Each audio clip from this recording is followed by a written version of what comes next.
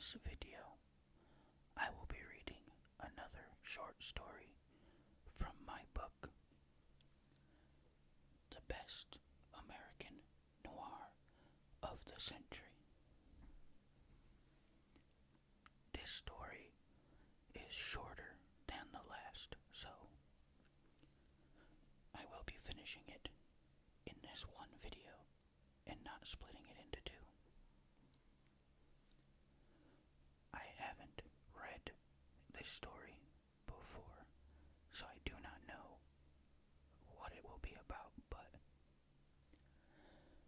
I know it is a noir story, so it will involve, a murder or something dark, something like that, so be warned. If that's not the sort of thing you want to listen to as you fall asleep, this video might not be great for you.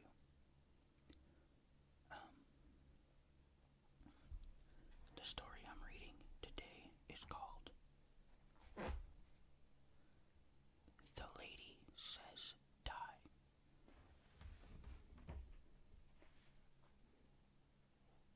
By Mickey Spillane.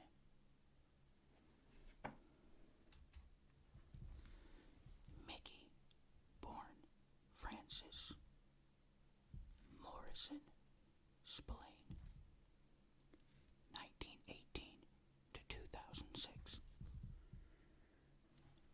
was born in Brooklyn, New York, and raised in a rough neighborhood in Elizabeth, New Jersey. He sold his first stories to the top American magazines at the age of 17, then switched to pulp magazines and comic books. He was one of the creators of superheroes Captain Marvel and Captain America. He took time out for World War II, in which he flew combat missions and trained pilots for the Air Force. Then he returned to continue his writing career, while also becoming a trampoline performer for Ringling Brothers and Barnum and Bailey Circus,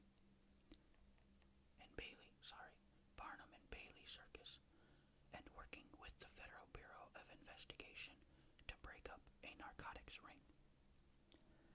Spillane created his most famous character, Mike Hammer, for a comic book, but when the publisher failed, he converted the story and hero into a novel, I, the Jury, in 1947, which became a national phenomenon, selling many millions of copies, as did his next 6 books. At one time, his first 7 books, all ranked among the top 10 best-selling novels in U.S. history, while most critics savaged them, partly because of the relatively, for the time, graphic depictions of violence and references to sex, partly because of his avowed right-wing patriotism. Readers loved him, and the objectivist philosopher Ayn Rand wrote of him admiringly, comparing reading his books to listening to a military band in a public park.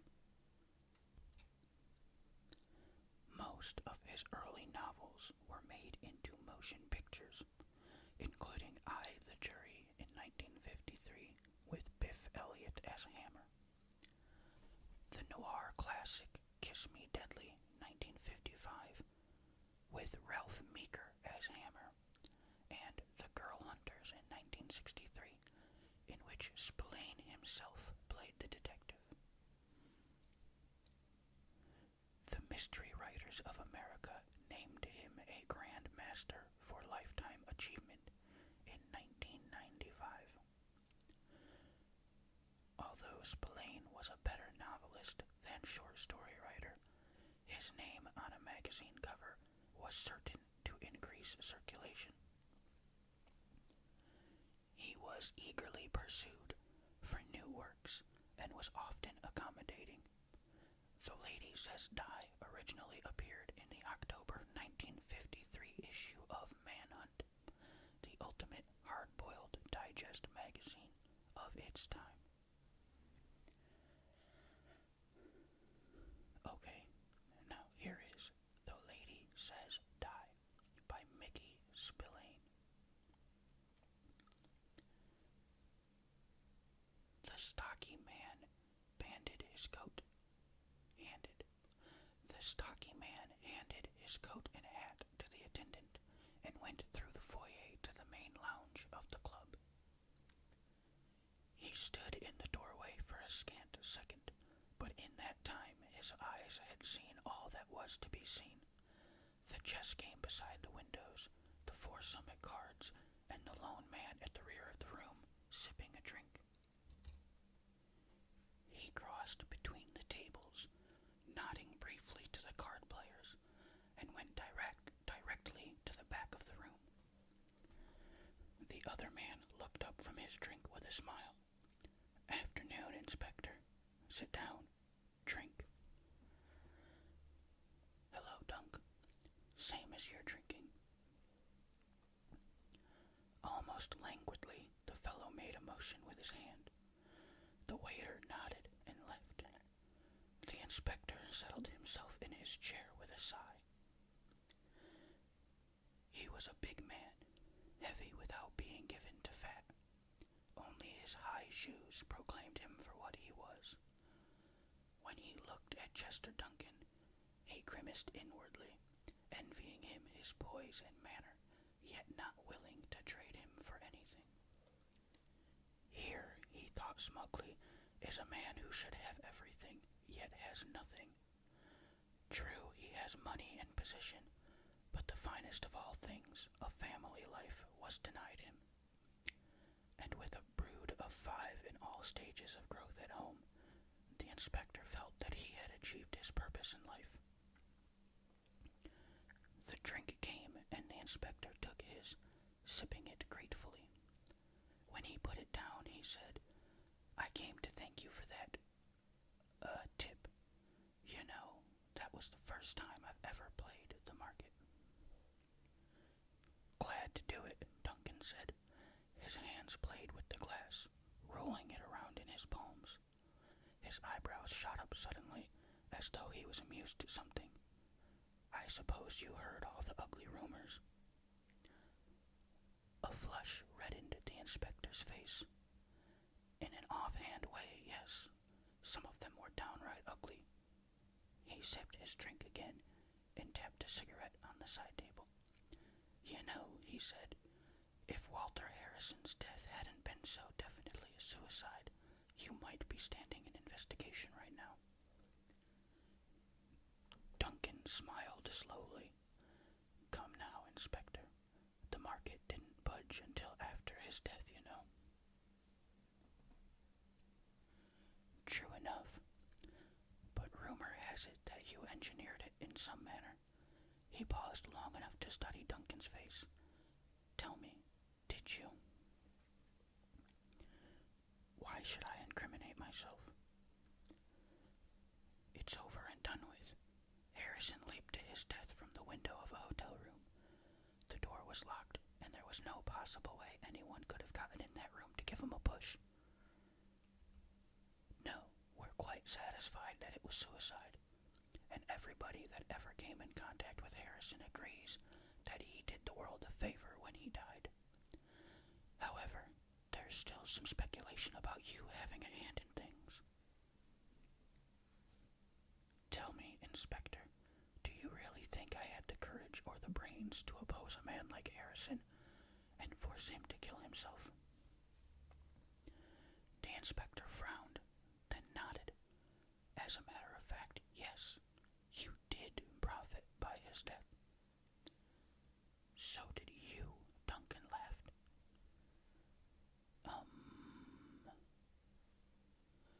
Though it's nothing to be ashamed about," Duncan added. "When Harrison died, the financial world naturally expected that the stocks he financed were no good and tried to unload. It so happened that I was one of the few who knew they were as good as gold and bought while I could. And, of course, I passed the word on to my friends. Somebody had might as well profit by the death of a rat. Through the haze of the smoke, Inspector Early saw his face tighten around the mouth. He scowled again, leaning forward in his chair. Duncan, we've been friends quite a while. I'm just cop enough to be curious, and I'm thinking that your late Walter Harrison was cursing you just before he died. Duncan twirled his glass around. I've no doubt of it, he said. His eyes met the inspector's. Would you really like to hear about it? Not if it means you're confessing to murder. If that has to happen, I'd much rather you spoke directly to the DA. Oh, it's nothing like that at all. No, not a bit, Inspector.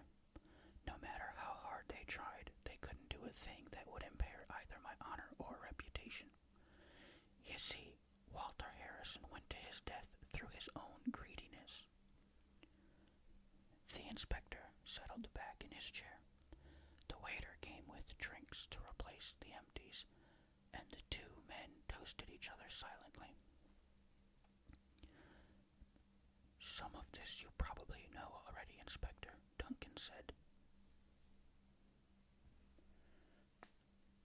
Nevertheless, I'll start at the beginning and tell you everything that happened.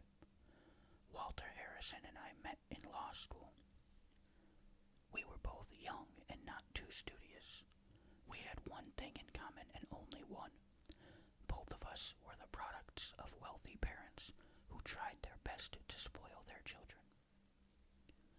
Since we were the only ones who could afford certain, pleasures, we naturally gravitated to each other, though when I think back, even at that time, there was little true friendship involved. It so happened that I had a flair for my studies, whereas Walter didn't give a damn. At examination time, I had to carry him. It seemed like a big joke at the time, but actually I was doing all the work while he was having his fling around town. Nor was I the only one he imposed upon in such a way. Many students, impressed with having his friendship, gladly took over his papers. Walter could charm the devil himself if he had to. And quite often he had to. Many's the time he's talked his way out of spending a weekend in jail for some minor offense, and I've even seen him twist the dean around his little finger, so to speak. Oh, but I remained his loyal friend. I shared everything I had with him, including my women, and even thought it amusing when I went out on a date and met him, only to have him take my girl home. In the last year of school, the crash came. It meant little to me because my father had seen it coming and got out with his fortune increased. Walter's father tried to stick it out and went under. He was one of the ones who killed himself that day. Walter was quite stricken, of course. He was in a blue funk and got stinking drunk. We had quite a talk, and he was for quitting school at once, but I talked him into accepting the money from me and graduating. Come to think of it, he never did pay me back that money. However, it really doesn't matter. After we left school, I went into business with my father and took over the firm when he died. It was that same month when Walter showed up. He stopped in for a visit and wound up with a position, though at no time did he deceive me as to the real intent of his visit. He got what he came after, and in a way it was a good thing for me. Walter was a shrewd businessman. His rise in the financial world was slightly less than meteoric. He was much too astute to remain in anyone's employ for long, and with the street talking about Harrison, the boy wonder of Wall Street, in every other breath, it was inevitable that he open up his own office. In a sense, We became competitors after that, but always friends. Pardon me, Inspector. Let's say that I was his friend. He never was mine. His ruthlessness was appalling at times, but even then he managed to charm his victims into accepting their lot with a smile. I, for one, know that he managed to market to make himself a cool million on a deal that left me gasping. More often than once he almost cut the bottom out of my business, yet he was always in with a grin and a big hello the next day, as if it had been only a tennis match he had won. If you followed his rise, then you're familiar with the social side of his life. Walter cut quite a swath for himself. Twice he was almost killed by irate husbands, and if he had been, no jury on earth would have convicted his murderer. There was the time a young girl killed herself rather than let her parents know that she had been having an affair with Walter and had been trapped. He was very generous about it.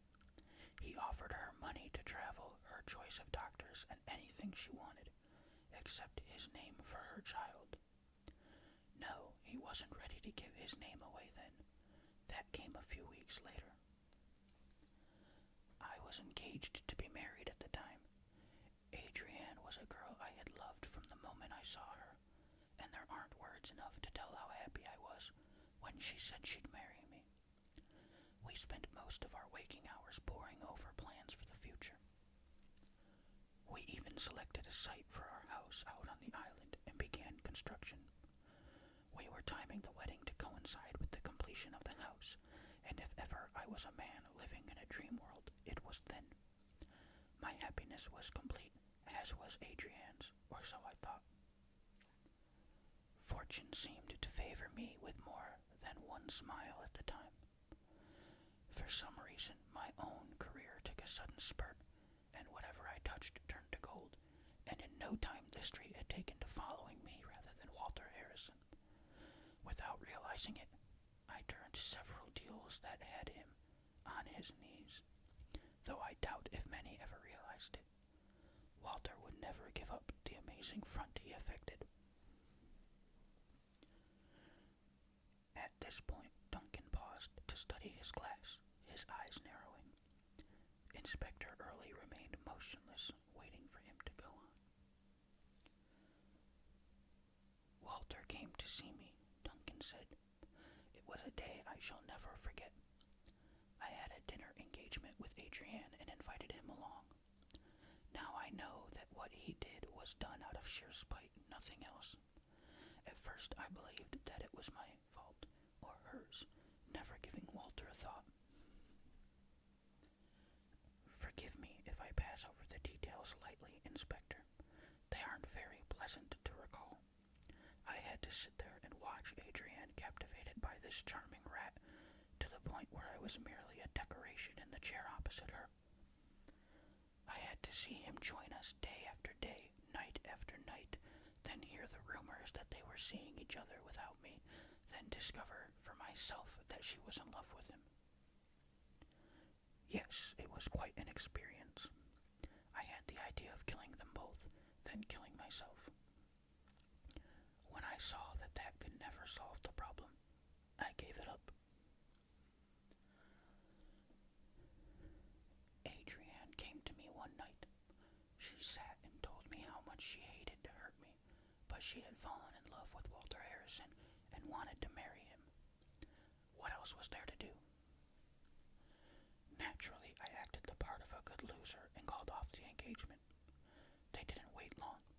A week later, they were married, and I was the laughingstock of the street. Perhaps time might have cured everything if things hadn't turned out the way they did. It wasn't very long afterwards that I learned of a break in their marriage. Word came that Adrienne had changed, and I knew for a fact that Walter was far from being true to her. You see, now I realized the truth. Walter never loved her. He never loved anybody but himself. He married Adrienne because he wanted to hurt me more than anything else in the world. He hated me because I had something he lacked. Happiness. It was something he searched after desperately himself, and always found just out of reach. In December of that year, Adrienne took sick. She wasted away for a month and died. In the final moments, she called for me, asking me to forgive her. This much I learned from a servant of hers. Walter, by the way, was enjoying himself at a party when she died. He came home for the funeral and took off immediately for a sojourn in Florida with some attractive showgirl. God, how I hated that man. I used to dream of killing him. Do you know, if ever my mind drifted from the work I was doing, I always pictured myself standing over his corpse with a knife in my hand, laughing my head off. Every so often I would get word of Walter's various escapades, and they seemed to follow a definite pattern. I made it my business to learn more about him, and before long I realized that Walter was almost frenzied in his search to find a woman he could really love. Since he was a fabulously wealthy man, he was always suspicious of a woman wanting him more than his wealth. And this very suspicion always was the thing that drove a woman away from him. It may seem strange to you, but regardless of my attitude, I saw him quite regularly, and equally strange, he never realized that I hated him so. He realized, of course, that he was far from popular in my quarter, but he never suspected me of anything else save a stupid idea of friendship. But having learned my lesson the hard way, he never got the chance to impose upon me again, though he never really had need to. It was a curious thing, the solution I saw to my problem. It had been there all the time. I was aware of it being there, yet using the circumstances never occurred to me until the day I was sitting on my veranda reading a memo from my office manager. The note stated that Walter had pulled another coup in the market and had the street rocking on its heels. It was one of those times when any variation in Wall Street reflected the economy of the country, and what he did was undermine the entire economic structure of the United States. It was with the greatest effort that we got back to normal without toppling, but in doing so, a lot of places had to close up. Walter Harrison, however, had doubled the wealth he could never hope to spend anyway. As I said, I was sitting there reading the note when I saw her behind the window in the house across the way. The sun was streaming in, reflecting the gold in her hair, making a picture of beauty so exquisite as to be unbelievable. A servant came and brought her a tray, and as she sat down to lunch, I lost sight of her behind the hedges, and the thought came to me of how simple it would all be. I met Walter for lunch the next day. He was quite exuberant over his latest adventure, treating it like a joke. I said, "Say, you've never been out to my place on the island, have you?" He laughed, and I noticed a little guilt in his eyes. "To tell you the truth," he said, "I would have dropped in if you hadn't built the place for Adrienne. After all." "Don't be ridiculous, Walter. What's done is done. Look, until things get back to normal, how about staying with me a few days? You need a rest after your little deal." "Fine, Duncan, fine. Anytime you say." "All right, I'll pick you up tonight." We had quite a ride out, stopping at a few places for drinks and hashing over the old days at school. At any other time I might have laughed, but all those reminiscences had taken on an unpleasant air. When we reached the house, I had a few friends in to meet the fabulous Walter Harrison, left him accepting their plaudits, and went to bed. We had breakfast on the veranda. Walter ate with relish, breathing deeply of the sea air with animal-like pleasure. At exactly 9 o'clock, the sunlight flashed off the windows of the house behind mine as the servant threw them open to the morning breeze. she was there. I waved and she waved back. Walter's head turned to look, and I heard his breath catch in his throat. She was lovely, her hair a golden cascade that tumbled through her shoulders. Around. Her hair a golden cascade that tumbled around her shoulders. Her blouse was a radiant white that enhanced the swell of her breasts, a gleaming contrast to the smooth, tanned flesh of her shoulders. Walter looked like a man in a dream. "Lord, she's lovely," he said. "Who is she, Dunk?" I sipped my coffee. "A neighbor," I said lightly. Do you think I could get to meet her?" "Perhaps. She's quite young and just a little bit shy, and it would be better to have her see me with you a few times before introductions are in order." He sounded hoarse. His face had taken on an avid, hungry look. "Anything you say, but I have to meet her." He turned around with a grin. "By golly, I'll stay here until I do, too." We laughed over that and went back to our cigarettes, but every so often I caught him glancing back toward the hedge with that desperate expression creasing his face. Being familiar with her schedule, I knew that we wouldn't see her again that day, but Walter knew nothing of this. He tried to keep away from the subject, yet it persisted in coming back. Finally, he said, "Incidentally, just who is she?" "Her name is Evelyn Vaughn. Comes from quite a well-to-do family." "She here alone?" "No. Besides the servants, she has a nurse and a doctor in attendance. She hasn't been quite well." "Hell, she looks the picture of health." "Oh, she is now," I agreed. I walked over and turned on the television, and we watched the fights. For the 6th time, a call came in for Walter, but his reply was the same. He wasn't going back to New York. I felt the anticipation in his voice, knowing why he was staying, and had to concentrate on the screen to keep from smiling. Evelyn was there the next day and the next.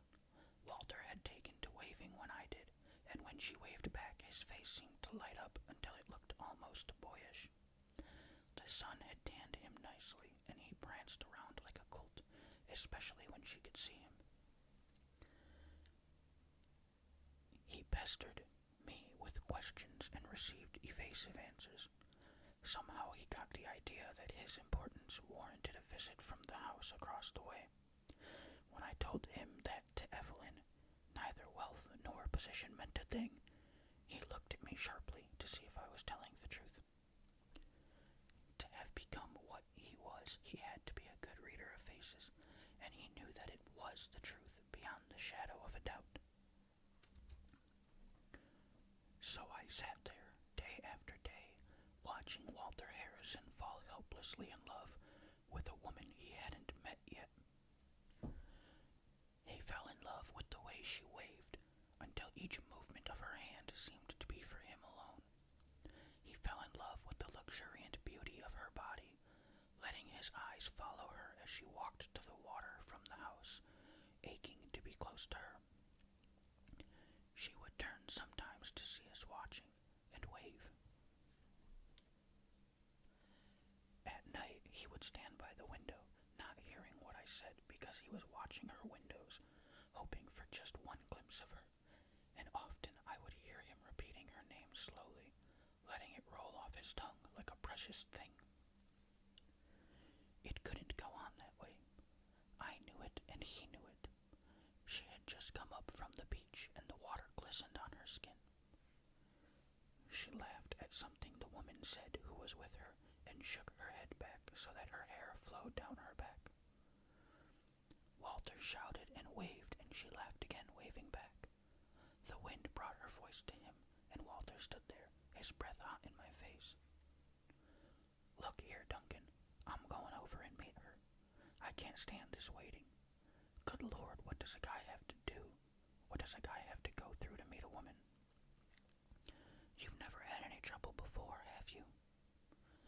Never like this, he said. Usually they're dropping at my feet. I haven't changed, have I? There's nothing repulsive about me, is there? I wanted to tell the truth, but I laughed instead. You're the same as ever. It wouldn't surprise me if she was dying to meet you, too. I can tell you this. She's never been outside as much as since you've been here. His eyes lit up boyishly. Really, Dunk? Do you think so? I think so. I can assure you of this, too. If she does seem to like you, it's certainly for yourself alone. As crudely as the barb was placed, it went home. Walter never so much as glanced at me. He was lost in thought for a long time. Then, I'm going over there now, Duncan. I'm crazy about that girl. By God, I'll marry her if it's the last thing I do.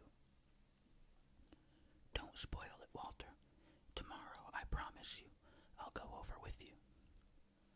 His eagerness was pathetic. I don't think he slept a wink that night. Long before breakfast, he was waiting for me on the veranda. We ate in silence, each minute an eternity for him. He turned repeatedly to look over the hedge, and I caught a flash of worry when she didn't appear. Tight little lines had appeared at the corners of his eyes, and he said, "Where is she, Dunk? She should be there by now, shouldn't she?" I don't know, I said. It does seem strange. Just a moment. I rang the bell on the table, and my housekeeper came to the door. Have you seen the Vaughns, Martha? I asked her. She nodded sagely. Oh, yes, sir. They left very early this morning to go back to the city. Walter turned to me. Hell. Well, she'll be back, I assured him. Damn it, Dunk, that isn't the point. He stood up and threw his napkin on the seat. Can't you realize that I'm in love with the girl? I can't wait for her to get back. His face flushed with frustration. There was no anger, only the crazy hunger for the woman. I held back my smile. It happened. It happened the way I planned for it to happen. Walter Harrison had fallen so deeply in love, so truly in love, that he couldn't control himself. I might have felt sorry for him at that moment if I hadn't asked him, Walter, as I told you, I know very little about her. Supposing she is already married? He answered my question with a nasty grimace. Then she'll get a divorce if I have to break the guy in pieces. I'll break anything that stands in my way, Duncan. I'm going to have her if it's the last thing I do. He stalked off to his room. Later I heard the car roar down the road. I let myself laugh then. I went back to New York and was there a week when my contacts told me of Walter's fruitless search. He used every means at his disposal, but he couldn't locate the girl. I gave him 7 days, exactly 7 days. You see, that 7th day was the anniversary of the date I introduced him to Adrienne. I'll never forget it. Wherever Walter is now, neither will he. When I called him, I was amazed at the change in his voice. He sounded weak and lost.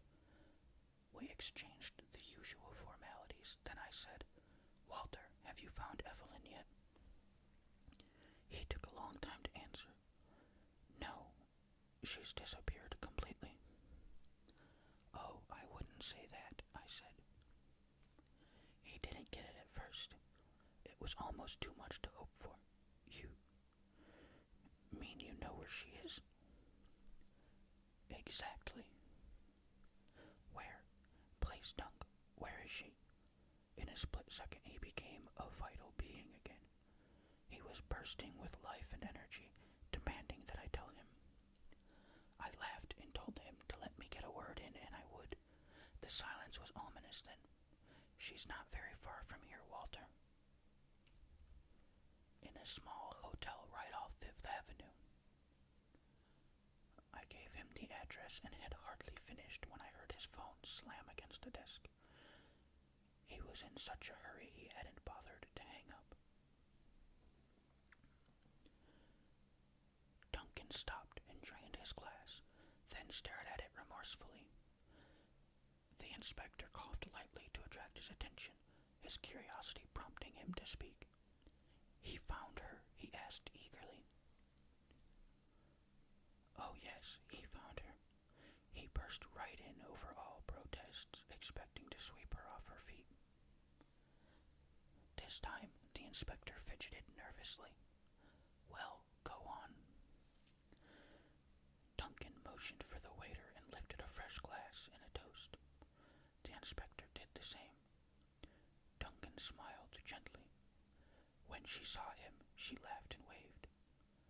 Walter Harrison died an hour later, from a window in the same hotel. It was too much for the inspector. He leaned forward in his chair, his forehead knotted in a frown. But what happened? Who was she? Damn it, Duncan.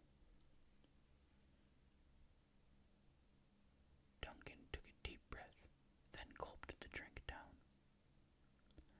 Evelyn Vaughn was a hopeless imbecile, he said. She had the beauty of a goddess and the mentality of a 2-year-old. They kept her well tended and dressed so she wouldn't be an object of curiosity.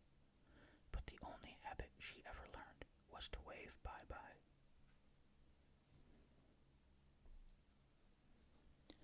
That's the end of the story.